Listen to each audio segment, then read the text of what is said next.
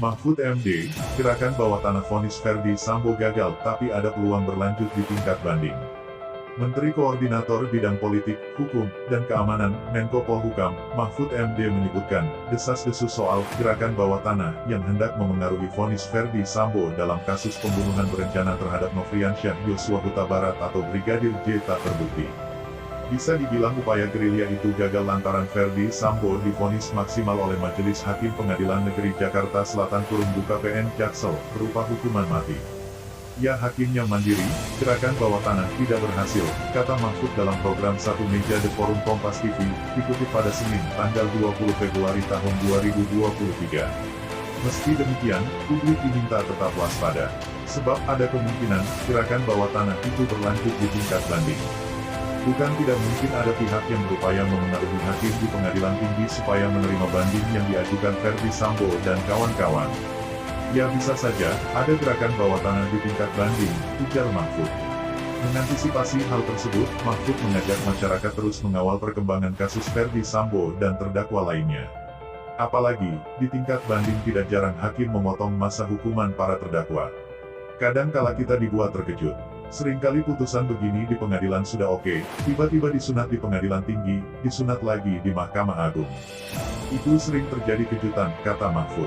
Mahfud yakin bahwa gerakan bawah tanah yang semula mengancam independensi Hakim Pengadilan Negeri dalam menjatuhkan vonis terhadap Verdi Sambo DKK gagal karena semua pihak terus mengawasi jalannya kasus ini. Oleh karenanya, dia berharap masyarakat tidak lelah memantau perkembangan kasus ini hingga hukuman terhadap Verdi Sambo DKK inkrah atau berkekuatan hukum tetap. Mari kita pelototi terus, jangan sampai berhenti sampai di sini, tutur Mahfud. Sebelumnya, Mahfud MD sempat mengungkap soal adanya gerakan bawah tanah yang bergerilya untuk memengaruhi vonis Verdi Sambo dan kawan-kawan di kasus pembunuhan Brigadir J. Menurut Mahfud, ada pihak yang meminta Sambo dihukum ringan, bahkan ada yang meminta mantan Kepala Divisi Profesi dan Pengamanan Kadif Propam Polri itu dibebaskan. Saya sudah mendengar ada gerakan-gerakan yang minta memesan putusan Sambo itu dengan huruf, ada juga yang meminta dengan angka, kata Mahfud di kantor Kemenko Polhukam, Jakarta, Kamis, tanggal 19 Januari tahun 2023. Ada yang bergerilya, ada yang ingin Sambo dibebaskan, ada yang ingin Sambo dihukum, kan begitu, tuturnya.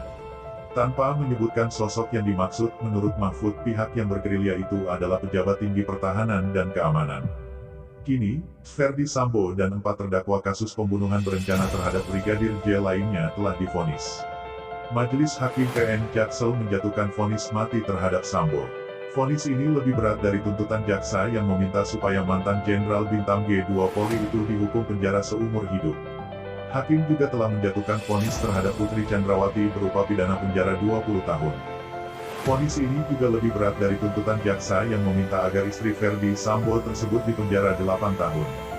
Terdakwa lain yakni Kuat Maruf divonis 15 tahun penjara. Hukuman Ark Verdi Sambo itu lebih berat dari tuntutan jaksa, yakni 8 tahun penjara. Kemudian, vonis 13 tahun pidana penjara dijatuhkan terhadap Ricky Rizal. Sebelumnya, jaksa meminta hakim menjatuhkan hukuman 8 tahun penjara terhadap mantan ajudan Verdi Sambo tersebut. Sementara, vonis ringan dijatuhkan terhadap Richard Eliezer atau Baradae.